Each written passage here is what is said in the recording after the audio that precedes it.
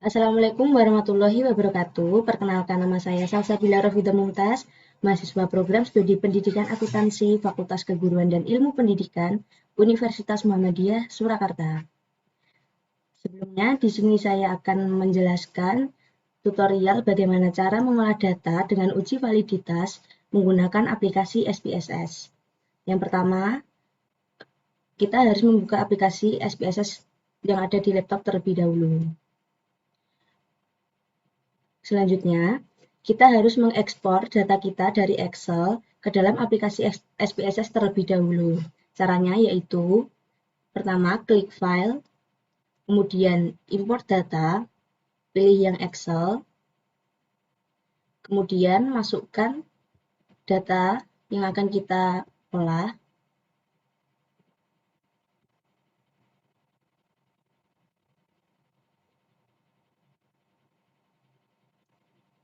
Untuk di bagian File of Type, pilih yang Excel, kemudian Open. Setelah muncul seperti ini, klik OK.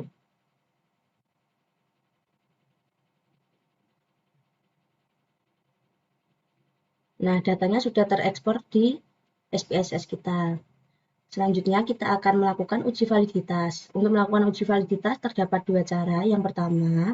Untuk cara yang pertama, klik Analyze, kemudian klik Correlate, kemudian pilih yang Evaluate, kemudian masukkan seluruh butir item ke dalam kolom variabel yang ada di sisi sebelah kanan, termasuk total atau jumlah.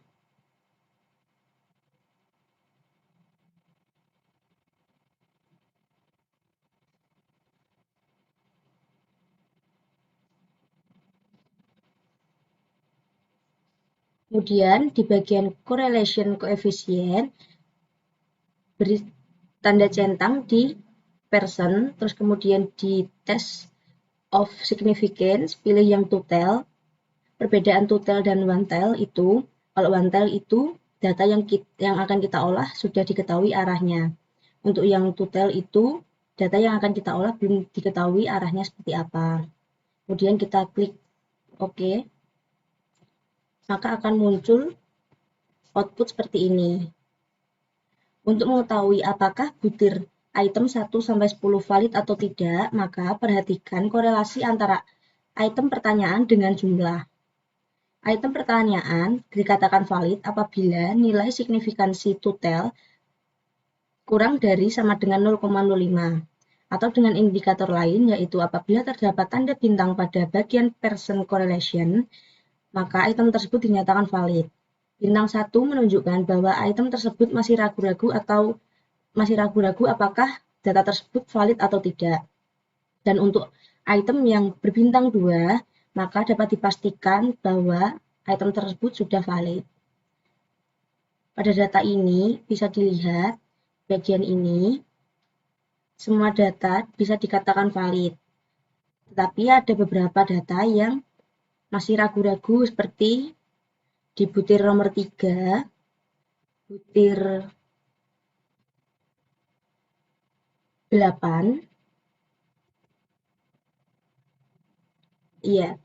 Terus selanjutnya untuk uji validitas yang kedua, pertama kita buka data yang sebelumnya tadi, kemudian kita klik Analyze, kemudian pilih Scale, pilih Reliability Analysis, kemudian masukkan butir item ke bagian kolom item yang ada di sebelah kanan atas. Semuanya kecuali total atau jumlah.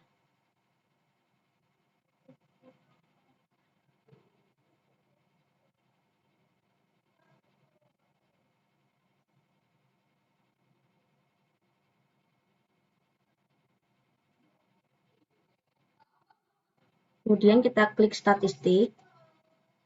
Pada bagian descriptive for, beri tanda centang pada bagian item, scale, dan scale if item deleted. Kemudian kita klik continue. Kemudian kita klik OK. Kemudian akan muncul output seperti ini. Kemudian untuk mengetahui apakah item tersebut valid atau tidak, maka perlu dibandingkan antara R hitung dengan R tabel yang mengacu pada tabel item total statistik yang ini pada bagian corrected item total correlation. R tabel dapat diketahui dengan cara degree of freedom yaitu DF sama dengan N dikurang 2. Maka dalam data yang sedang kita olah ini dapat diketahui bahwa DF sama dengan 20 dikurangi 8 sama dengan 18. Maksudnya 20 dikurangi 2 sama dengan 18. Kemudian untuk mengetahui nilai R tabel maka perlu melihat R tabel pada DF8 pada signifikansi 0,05 sehingga menunjukkan angka 0,5614.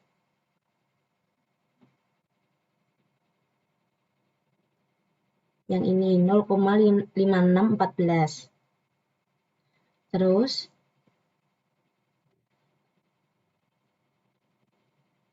apabila R hitung lebih besar daripada R tabel, maka item tersebut dikatakan valid.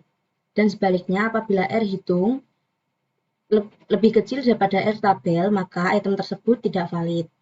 Pada contoh ini, pada butir 1 bisa dikatakan ini itemnya valid karena R hitung lebih besar daripada R tabel. Kemudian untuk yang kedua ini juga dikatakan valid. Namun di bagian butir 6 dan butir 8 ini itemnya tidak valid karena R hitung lebih kecil daripada R tabel.